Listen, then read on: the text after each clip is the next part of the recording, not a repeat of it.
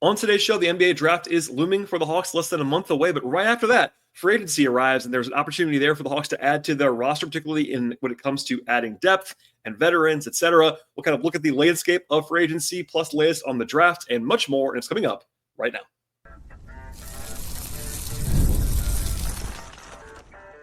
You are Locked On Hawks, your daily Atlanta Hawks podcast, part of the Locked On Podcast Network.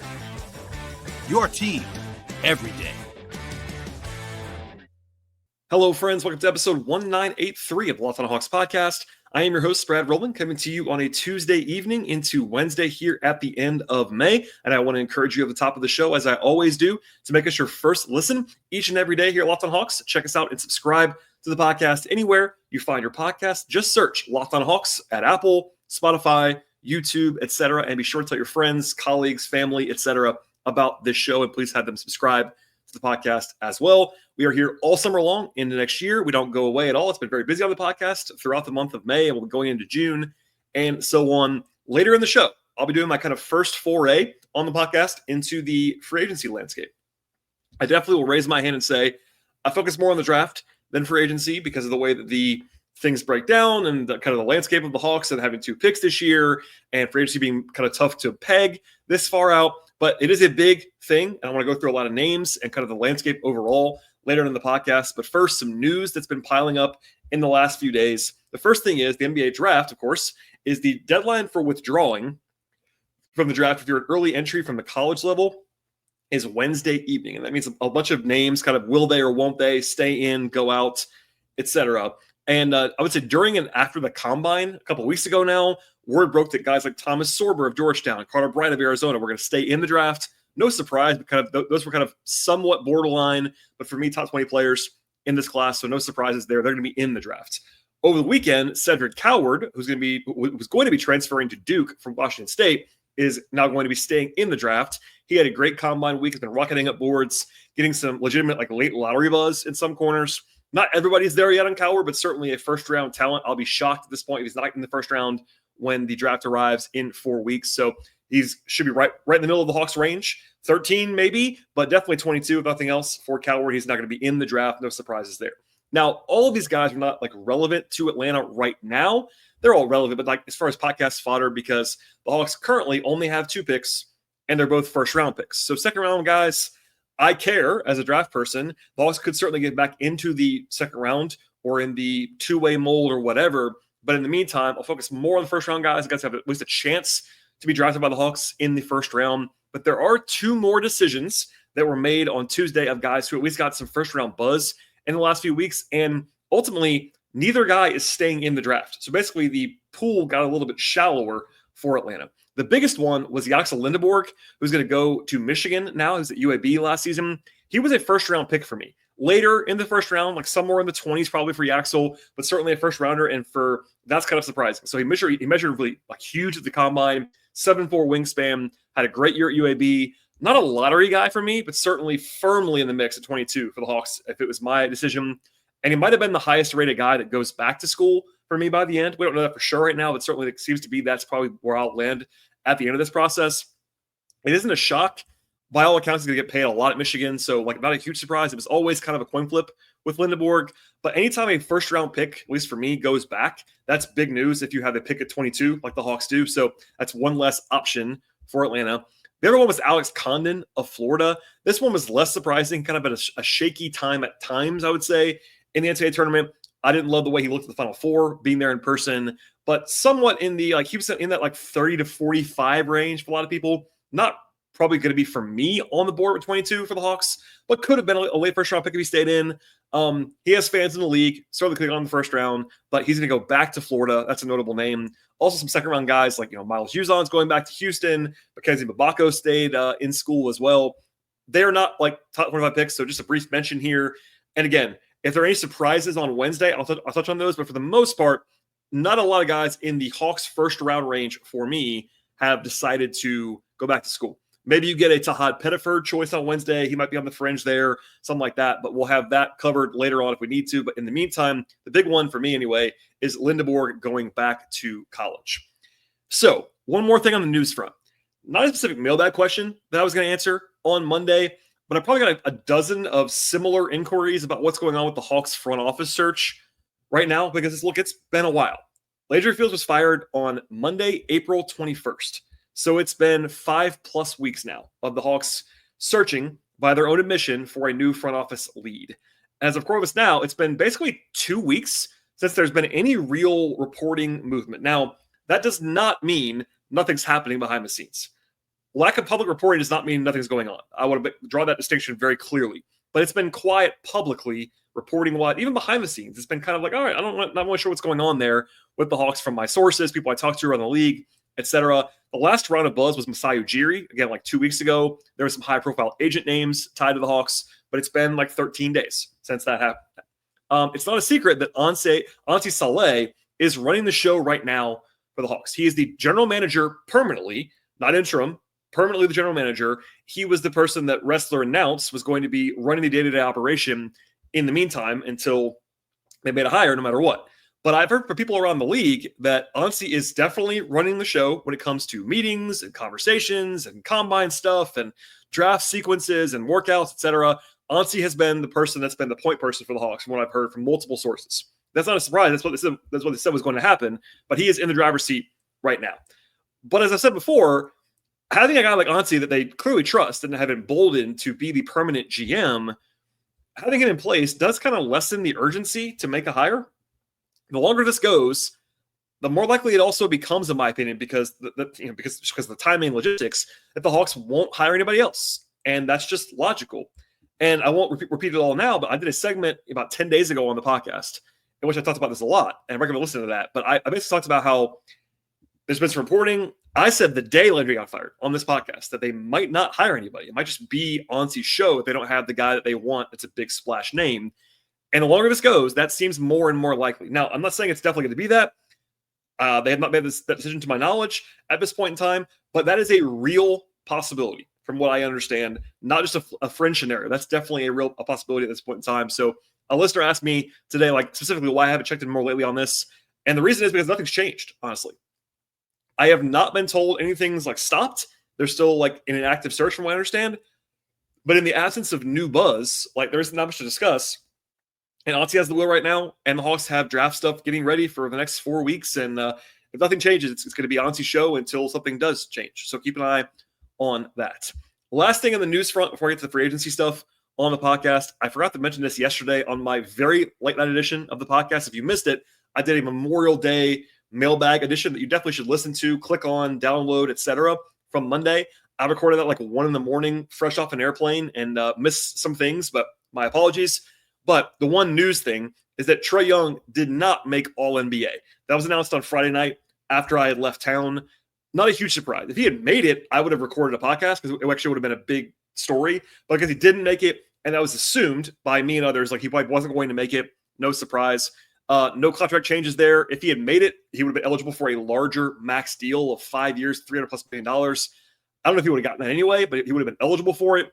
It would have been a real talking point. Only 24 players in the league received at least one All-NBA vote. So that's pretty good company to be keeping in general. And Trae did get a few votes. The only guys that were close to making it that didn't make it were Alperen Sengun and Jaren Jackson Jr. They were 16 and 17. Of course, there are 3 teams in their position list. So top 15 guys make it. 16, 17 were Sengun and Jaren.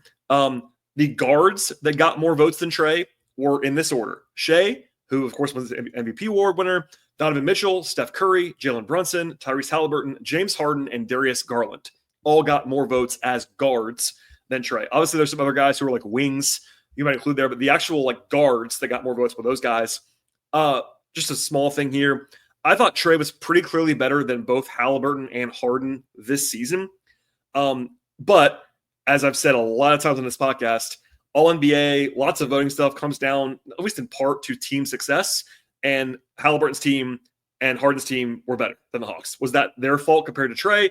No. Trae had a good season, etc. Anyway, he got some votes. He didn't make it. No surprise. And I think that's just kind of status quo. And again, his max contract is still 4 years, 220 plus. We'll see if he gets that. And I'll talk about that more, I'm sure, within the next 4 or 5 weeks till he actually hits the time where he can be extension eligible in a few weeks. All right, everybody. In a second, I'll get into my free agency kind of primer landscape check and some names to look at this summer. But in the meantime, a word from our partners on the podcast. NBA fans, you know what time it is. Playoff season makes big performances and even bigger rewards, and DoorDash is bringing the heat with a slam dunk deal for DashPass members during the 2025 NBA playoffs. It's called They Swoosh, You Score. Anytime a player has 50 points or more in a playoff game, members of DashPass score a free three-piece crispy sandwich combo from Wingstop the very next day. Just place an order of $20 or more. Use the code Wingstop50 at checkout, and the combo is yours. Crispy, delicious, and totally free. Offer valid noon to midnight the day after the game. Terms apply. If you ever looked at food delivery, and I know I have, I thought there just has to be a better way. The place to do that is DoorDash. With DashPass, you get $0 delivery fees, exclusive purchase like this one. Just imagine how much you could save over a full basketball season. I know that I use it all the time. And here's the play. Sign up for DashPass right now to unlock this and more exclusive deals all season long with DoorDash and DashPass. And when any player has 50 points or more in a playoff game, members at DashPass can grab a free three-piece crispy tenders combo from Wingstop the very next day with $20 plus offer. Order and code WINGSTOP50. That's code WINGSTOP50. That's DashPass, your door to more savings, more flavor, and more ways to win. Terms apply. All right, and we'll dive in now to my kind of free agency landscape check-in. And if you missed this, I will just remind you, a few weeks ago, I did a series, kind of mini-series on the podcast with some off-season storylines. And I talked about, at that point in time, one of them being the Hawks having 4 free agents that were unrestricted coming into this summer from last year's team. And they are Karis LeVert, Clay Capella, Larry Nance Jr., and Garrison Matthews. I mentioned then there's also a storyline, just a natural one every year, about external free agency. So that's going to be kind of the focus for this topic. And again, I'll talk about more draft stuff and free agency stuff probably over the next month. But free agency still matters. It still exists. It's a factor, and it will be a team-building resource for the Hawks. So I don't want to ignore that at all. Now, before I get to the players who are available, I want to give you a little bit of a primer of what the Hawks are going to work with this summer. The Hawks do not project to have meaningful salary cap space this summer. They do have potentially ways to get some space if they want to, but the most realistic path, both in my brain and also some cap experts that I've talked to before this, is for the Hawks to sign free agents if they want to do that using exceptions rather than using cap space. I get questions all the time about the trade exception the Hawks have from the DeJounte Murray trade. It's $25 million or so. It expires early in July. They have to use it fast, but because it's a trade exception and not a free agency exception, it's a different discussion. They have to use that in a trade. They can use it. They might use it. Talk about that more later on, but put that to the side for now. We're talking about free agency today. So unless the Hawks do something big to create major cap space, the most prominent avenue they can use in free agency is to use the mid-level exception. Notably, they have had chances in recent years to use the MLE, which is the mid-level exception, even if partially, and they really haven't done that for whatever reason, financial, roster building, or whatever. As with everything in the NBA universe right now, the MLE is now worth more money than it's ever been before because the cap is going up and going up a lot in the coming seasons. So right now, the MLE can begin as high as about $14 million in the first year and can go 4 years with raises. So you can offer a player with the mid-level 4 years and more than $60 million this summer. That's a real contract. Roughly, that's what a Kongwu makes right now. That's basically the mid-level exception moving forward is a Kongwu money. And he's your starting center. So that's a useful tool to get a player if you want to use that. Also, it can be split up. If you want to use it for half of one guy, half for another guy, that's allowed for sure. You could also use some of it on a shorter-term deal, like a 2-year deal for $30 million or whatever. You can do that. If it's an older player, basically any free agent deal they want to sign between $9 million and $15 million, the way to do that would be the mid-level, probably. The room exception also exists that the Hawks could use if they stay under the cap. It's about $8.7 million. That's only useful if you're under the cap. Again, hence the name room exception. You have to have room under the cap. And the Hawks can get under the cap. And if they sign Karis LeVert, they're likely to be over the cap as a team. So keep that in mind. Also, they have the biannual exception, which is about $5.1 million. And you can use that, can sign a guy who's better than the minimum, but not for a ton of money. Useful. That's only available every 2 years. The Hawks did not use it last year, so they have it again available this year. And then you can always sign players for the minimum, which is the minimum exception. That varies how much it actually is based on how many years of service you have as a player, but there you go. And then, of course, trades are an option at any point. But again, this is hard to predict those. People always want to do fake trades. I get that. If there's buzz, I'll talk about those. But like totally creating fake trades out of like whole cloth is a hard exercise to do. So just keep that in mind. One more thing people tend to miss that is worth keeping in mind here.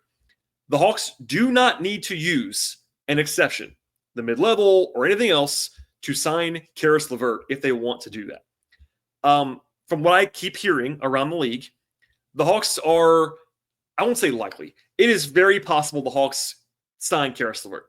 Like, I might even project it at this point in time. Not like with 100% certainty or 90% certainty or whatever, but both sides have interest, and the Hawks have his bird rights, which basically means they can sign him to a deal and exceed the cap without worrying about it.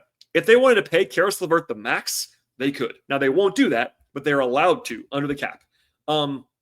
So if they don't make any big trades, one way to make the team better would be to sign LeVert, to keep him on the roster, and then also use the mid-level on another player, like another like top 7, top 8 kind of quality rotation player to add to the team. That's a pathway to improve the team quickly. Now, there are a lot of guys that on the list I'll talk about in a second that I'll run through, but if you go into the season with last year's starting lineup, your core roster basically of Trae, Dyson, Zach, Jalen, Onyeka, if you have those 5 guys, you throw in LeVert, that's 6, another mid-level guy for $14 million a year, that could be 7, then you still have Terrence Mann, you still have George Niang, you still have Mo Gay, you still have V. Krejci, and 2 first-round picks. That's a pretty good and useful team. That's only one pathway, but it's a very possible pathway in the future. And the last kind of preamble thing, before I get to the actual names, is, of course, the Hawks have some relative needs, right? We all understand this. Most teams, honestly, have a more glaring starting lineup need than the Hawks do. I just said the lineup they have, there's no like screaming need there. But they do have obvious roster rotation holes at backup point guard and backup center right now, because both Capella and Nance are free agents. Backup center is an open question. At point guard, they didn't really have one this last year. Kobe Buffkin is coming back from injury, but we'll see. And I am on the record, as much as I like Kobe, you need to bring in somebody else to compete with Kobe at the very least. So those are obviously ways to improve. Free agency is not the only option there. You can also trade for someone or draft someone in those slots. And they could always use another forward, another wing of any kind, because you just cannot have too many forwards and wings. But as far as skill sets are concerned, you need more shooting, generally speaking. They know that. I believe they do. They also need just more offensive creation equity in general. Another guy can kind of get his own shot. And then no surprises there. And then, rim protection defensively on the back line, et cetera. So as for the players that I'll go through in a second, I did try to curate and differentiate and make some assumptions when it came to like team options and player options. Maybe I'll miss some of these, but the list could grow or shrink. And look, I am intentionally trying to be pretty broad on this. I'm going to throw a lot of names out. It does not mean that I am advocating the Hawks sign these players. One more time, I am not saying the Hawks should sign everybody that I name on this list. I'm giving the entire picture of like signable players. And honestly, I might even leave some guys out. So keep that in mind. It's a broad swath in general. And before I get to the guys who might be realistic, I want to end this segment with the guys who are probably not available for the Hawks, barring some weird machinations. Yes, they are free agents. So if you'll see guys on free agent lists in the coming weeks, but probably not going to be available. For instance, LeBron James has a player option. Is he going to opt out and then sign with the Hawks? I don't think so. James Harden has a player option. Similar thing. Julius Randle has a player option. Kyrie Irving has a player option. Miles Turner, I talked about actually yesterday on the show, listen to that one, is going to get more than the Hawks can offer him in free agency. It has to be a sign and trade. I get it. Maybe that's more likely than LeBron, but not super likely, obviously. Josh Giddey is restricted and will get a lot more than the Hawks can offer him with a mid-level exception. Cam Thomas isn't really a fit, is restricted, all those things. Even old friend John Collins has a big player option. If he were to opt out, the Hawks should consider signing John Collins. But his player option is $27 million. So if you opt into that, you have to trade for him or whatever. So that's a short list of guys who are probably not realistic. And in a moment, I will get to the players who might at least be, if you squint hard enough, possible for the Hawks this summer.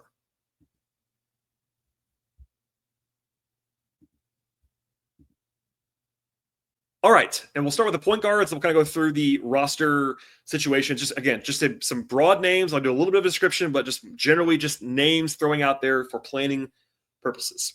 Now, there's a group of guys who I think are better than minimum players, unless it's with like a title contender.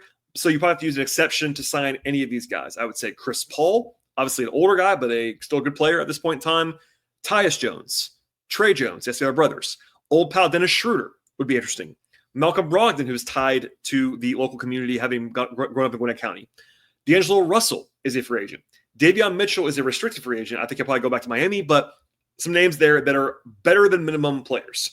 Now, there are guys who might sign for the minimum or close to it that are still interesting players. Again, not in order. Delano Banton is more of like a big ball handler, but could be a point guard from Portland.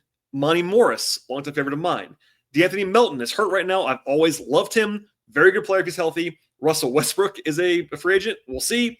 Spencer Dinwiddie, Trey Mann, Cam Payne, old pal DeLon Wright, who I love, of course. Jordan McLaughlin's a free agent. Colin Gillespie is a free agent this summer.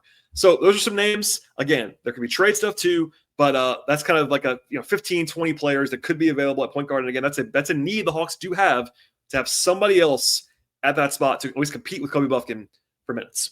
All right, to the guards/smaller wings category. Of course, you have Karis LeVert as the incumbent, along with Garrison Matthews, but some names that you have to use an exception on. So more than the minimum would be Ty Jerome, had a bad playoffs, but was good this year. Nickeil Alexander-Walker, Malik Beasley as a pure shooter, Kelly Oubre Jr., Gary Trent Jr., Luke Kennard, old pal Tim Hardaway Jr., and Bruce Brown. Those guys are all available, would cost some money, but would be interesting fits to varying degrees. Some cheaper options, Sam Merrill, Gary Payton II, Kyle Lowry is still playing, Taylor Horton-Tucker, BJ Boston, Dante Exum, Seth Curry, Landry Shamet, Ryan Rollins was actually quite good for Milwaukee at the end of the year, and then Jalen Clark is restricted with the Wolves, but could be interesting for a cheap buy.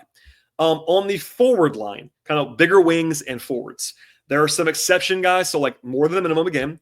A popular name recently is Jonathan Kuminga, who will be restricted in Golden State.